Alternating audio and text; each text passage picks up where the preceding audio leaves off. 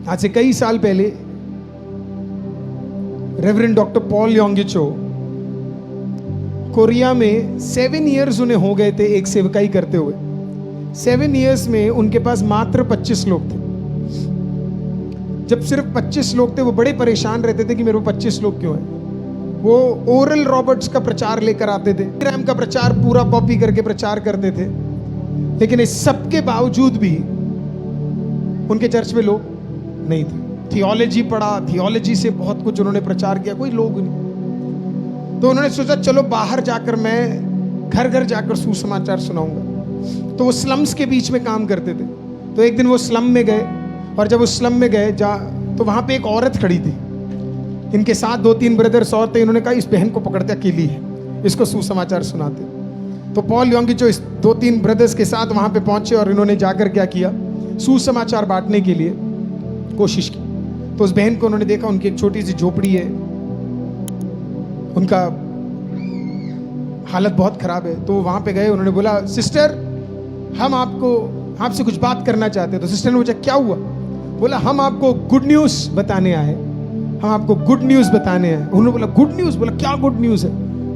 बोला प्रभु यीशु मसीह आपको स्वर्ग ले जाएगा। वो बुद्धिस्ट थी, उसको स्वर्ग के बारे में कोई नॉलेज नहीं था, अनपढ़ थी। बोला स्वर्ग ले जाएगा, लॉर्ड जीसस है ना, प्रभु आपको स्वर्ग ले जाएगा। उसने पूछा कहाँ है स्वर्ग? बोला वेर इज हेवन। बोला कितना लगता है टिकट का? तो बोला नहीं टिकट की जरूरत नहीं है वहां। बोला बिना टिकट के पास जा सकते? बोला हाँ बिना टिकट के। बोला कोई तो तरीका होगा, बस में जाए, फ्लाइट में जाए, कैसे आप कैसे ले जाओगे मुझे? उसने बोला उसके लिए आपको मरना पड़ेगा, उसके लिए आपको मरना पड़ेगा। उसने बोला मुझे मरना पड़ेगा इतनी अच्छी जगह जाने के लिए? बोला नहीं मैं जीवित ही खुश हूं। तो फिर उसने बोला अगर आप प्रभु यीशु को अंगीकार नहीं करोगे तो आप नरक चले जाओगे। तो वो पॉल योंगिचो को ले आई, बोले इधर आओ। बोले ये मेरा घर देख।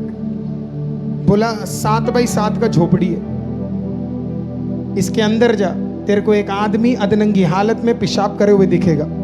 बोला वो मेरा पति है। बोला वो 5 बच्चे दिख रहे पिद्दे से, छोटे छोटे से। बोला वो मेरे बच्चे हैं, मेल न्यूट्रिशन खाने के लिए नहीं है। बोला उसके सामने तू देख रहा है गोबर पड़ा हुआ है, कीचड़ है। बोला यही मेरा घर है। बोला इससे ज्यादा नरक क्या देख लूंगी मैं? बोला मुझे नरक का डर मत दो। बोला मैं ऑलरेडी नरक में रह रही हूं, अगर तू स्वर्ग इधर लेकर आ सकता है तो तू जो बोल रहा है मैं मानने के लिए तैयार। पॉल योंगिचो बड़े परेशान हो गए, वो सीधा अपने घर पहुंच गए। वहां गए, उन्होंने बोला लॉर्ड जीसस ये कैसी औरत है, मैंने इसको स्वर्ग के बारे में बोला तो कहती मुझे लेके जाओ, मैं उसको मार थोड़ ना सकता हूं। मैंने उसको नरक का डर दिया, बोला वो कहती मुझे नरक का कोई डर ही नहीं है। बोला मैं ऑलरेडी नरक में रह रही हूं, मैं इसे क्या प्रचार करूं, इसे क्या दूं मैं करके? प्रभु ने उससे बात किया, उसने बोला पॉल तू एक गलती कर रहा है, तू उसे हेवन और हेल मत दे। हेवन और हेल देने के लिए मैंने तुझे चुना नहीं है, मैंने तुझे चुना है मेरा इकलौता पुत्र प्रभु यीशु मसीह देने के लिए। तू हेवन और हेल बाद में दे, पहले मेरा बेटा उसे ऑफर कर। उसे पता कि मेरे बेटे ने इस धरती पे क्या क्या किया है। उसे पता कि जहां मेरा बेटा कदम रखता है वहां जगहें आशीषित हो जाती है। उसे पता कि कैसे मेरे बेटे ने 5 रोटी 2 मछली में खाना, हालेलुया, 5,000 10,000 15,000 लोगों को दिया है ना मेरे नाम में। तू इस प्रकार से उसे पता कि मेरे बेटे ने कैसे मुर्दों को जिंदा किया। तू उसे पता कैसे मेरे बेटे ने आमीन लंगड़ों को ठीक किया, आमीन गूंगों को ठीक किया, आमीन अंधों को ठीक किया। ये सब जाकर उस औरत को बता। और फिर बोला गो read the Bible again from the eyes of Jesus. एक बार और जाकर बाइबल पढ़ यीशु की नजर से। पॉल योंगिचो ने कुछ महीने लिए अपना वापस मैथ्यू से उन्होंने शुरू किया, और उनको समझ आ गया कि मुझे लोगों को ऑफर करना है यीशु, क्योंकि स्वर्ग और नरक बाद में आता है, पहला चीज यीशु है। और जब यीशु जहां जाता था जरूरत के हिसाब से काम करता था। हालेलुया, जब एक घर पे गया और दाखरस खत्म हो गया, आमीन, वो उस घर के दाखरस को बदल सकता था। हालेलुया, एक दूसरी जगह पे गया, वहां मृत्यु हो गया, परमेश्वर ने उसके मृत्यु को हटाकर चौथे दिन उसे जिंदा कर दिया। पॉल योंगिचो को समझ आ गया, oh let the need of the people be fulfilled. तुरंत उससे बोला आप फिर आ गए, तो उसने बोला हाँ मैं फिर आ गया। बोला लेकिन इस बार, उसने पूछा क्या ऑफर कर रहे हो, स्वर्ग की नरक? बोला दोनों नहीं। बोला इस बार मैं आपको किसी ऐसे व्यक्ति से मिलाना चाहता हूं जो आपके घर की अवस्था को बदल सकता है, जो आपके घर को चेंज कर सकता है। औरत ने बोला अच्छा।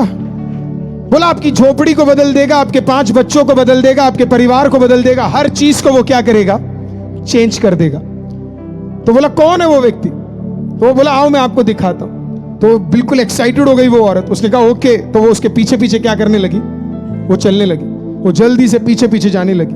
पॉल योंगिचो कहता है मैं स्वर्ग का प्रचार किया पीछे नहीं आई, नरक का किया पीछे नहीं आई, यीशु के बारे में बोला तो तुरंत पीछे आ गई करके। तो वो पीछे पीछे आ रही है, एक्साइटेड होके पीछे, और एक्साइटेड होके पीछे, और एक्साइटेड होके पीछे आ रही है। प्रियो, पॉल योंगिचो का उस जमाने का चर्च एक टेंट था और उसमें भी जो क्रूस था वो आधा टेढ़ा था।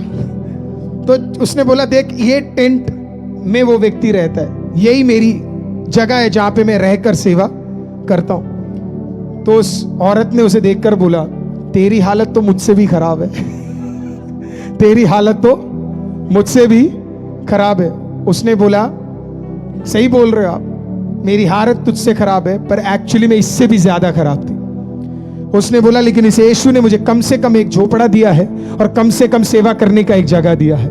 उस औरत ने कहा मैं तुझे 1 महीने का टाइम देती हूं, 1 महीने तू जो भी बोलेगा, इस यीशु जो भी बोलेगा मैं करने के लिए तैयार हूं। 1 महीने में मेरे घर में बदलावट आना है। चर्च में आपको रियल टेस्टिमनी बता रहा हूं। उस 1 महीने के अंदर वो औरत रेगुलरली जाकर वो उस चर्च में गई, उसने आराधना किया, उसने यीशु की बातों को माना।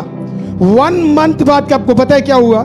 एक दिन क्रॉनिक अल्कोहलिज्म में रहने वाला उसका पति उसके घर पे आता है, उसके सामने घुटना टेकता और बोलता है मुझे तुझसे कुछ कहना है, मैं थक गया हूं शराब पी पी कर, मुझे अब से ये शराब नहीं पीना है। और जितना शराब था उस बीवी के पास जाकर उसने सारा उठा के फेंक दिया, सारा उठा के उसने फेंक दिया। उसने बोला आओ मैं तुम्हें किसी से मिलाती हूं।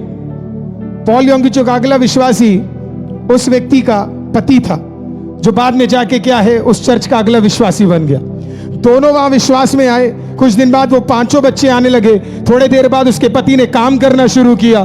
धीरे धीरे उनका अवस्था बदला, उनके 5 बच्चे एजुकेटेड हुए। बाद में जाकर वो चर्च जो 25 लोगों का था 3000 बना, फिर 6000 बना, फिर 12000 बना। आज दुनिया का सबसे बड़ा कलीसिया, 10 लाख लोग आने वाला दुनिया का सबसे बड़ा कलीसिया बना।